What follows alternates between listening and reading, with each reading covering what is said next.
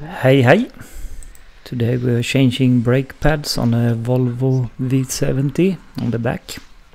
And now we will retract the parking brake motor with a 9-volt battery. Please subscribe on my channel, that would make me really happy.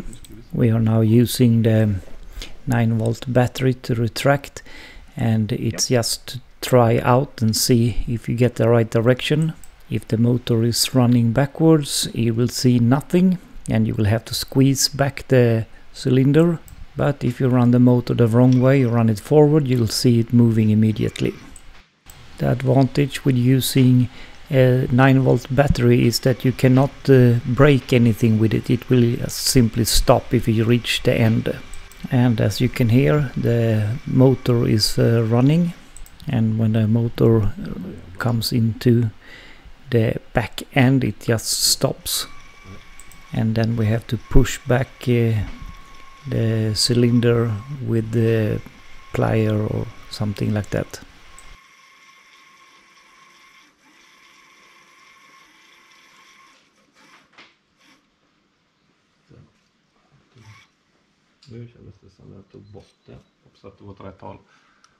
And now we can hear that the motor has run to the end.